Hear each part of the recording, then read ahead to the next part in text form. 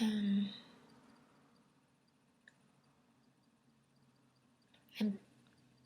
sound like a broken record even to myself, but I really feel like talking to yourself is huge. Talking to Sierra and Deb and Heather yesterday about becoming yourself and having this free space and not knowing what to do with it. By the time you're 14, as opposed to 5, you really aren't yourself, and you're trying to figure out which person you should be, And unless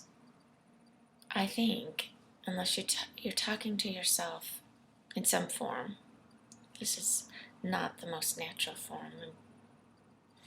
I'm doing it, I don't know if I'm doing it I guess I feel like this is my best way to share what's working for me. To share what's going on in my head. I think that's what technology wants. It wants us to connect to others. It wants to help us see each other's hearts.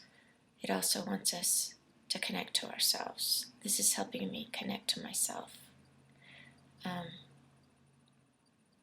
until you do that, you aren't the remarkable you.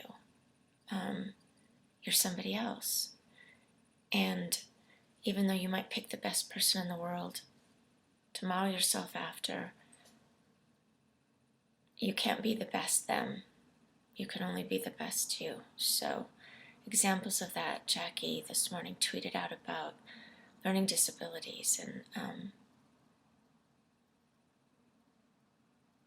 and just some myths about them, and how to spot them so that you can function better in school and in life. And I really think the perception that school is normal, the school model that we've had for several hundred years and that we seem to have right now is normal, I think creates a lot of perceived disabilities. In the article, though, it talked about how important it is for a person to be able to articulate those, to know themselves enough to say what they need. And part of that was directed at the specific technical terms to tell, like, school officials, this is what I need, these are my rights,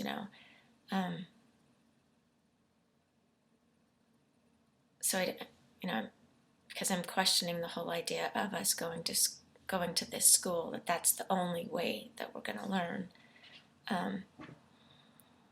There is a lot in that knowing yourself, like, okay, so with Sierra, knowing herself and being bold enough to know what today she wants to do, being bold enough to say, well, right now, this is what I want.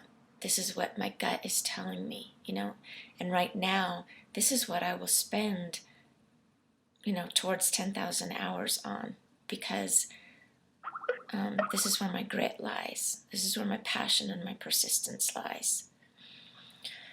I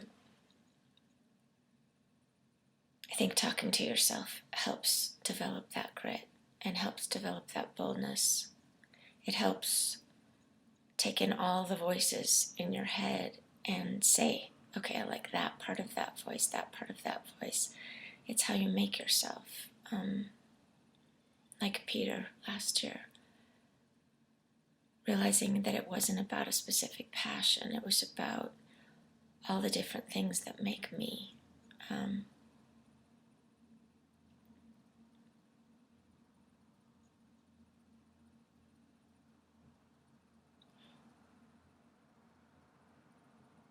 So I absolutely love the Nick's video of Katie and Connie and Mimi, and I think it's going to help me to watch it a lot, because I keep, it models what we've been doing, and it might help me articulate better what we've been doing. I keep hearing Connie now say, which we have in some of our videos, but are we asking the right questions? And I'm reading Diane Ravitch's book, and I'm only a third of the way through, so I don't know how it's going to come out. I don't really know her at all, but right now it's saying the big question is the curriculum, and I think she's meaning, from what I'm reading, to fix the curriculum and to help it be more edible to people. Well, what if that's the whole problem? The curriculum is the whole problem. What if it's not even the curriculum that we're talking about? It's the fact that we think there has to be a curriculum, that we have to teach something to people, that there are basics. I really think it's about giving people spaces of permission where they can talk to themselves and figure out what they need to do when they don't know what to do. It's so beautifully displayed. I know this is, MIT Media Lab has the lifelong kindergarten, and you watch a 5-year-old walk to school. You watch a 14-year-old walk to school. The fact that they're walking to school plays a bunch into this, but it's way different.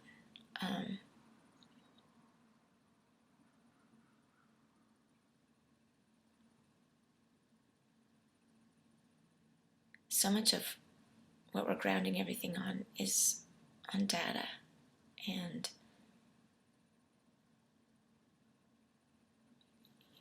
we need to start taking that as a grain of salt and questioning where the data came from and why we even did it and why we're focusing on it, instead of, oh cool, this is another piece of data I can use.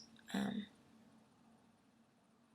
the data that we're using right now, if we can't get away from the conversation of what achievement is, or if we can start at least asking what it is for an individual or for a community, rather than assuming that we know, because crazy is the new normal,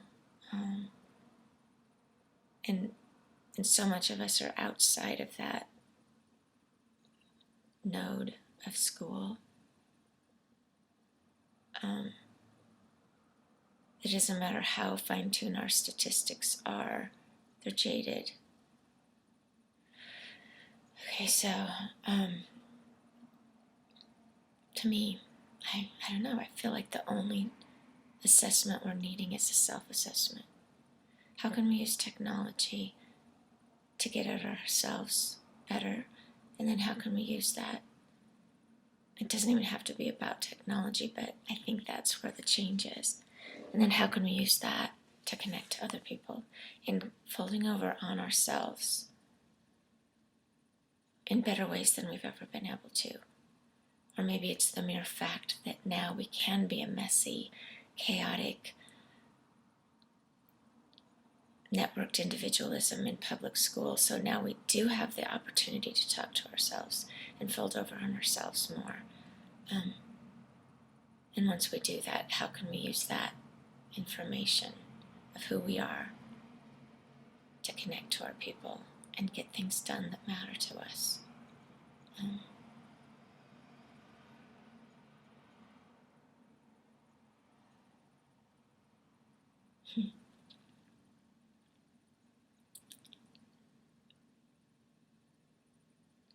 How do we get better at facilitating the curiosity inside each kid? I'm hearing Connie now say,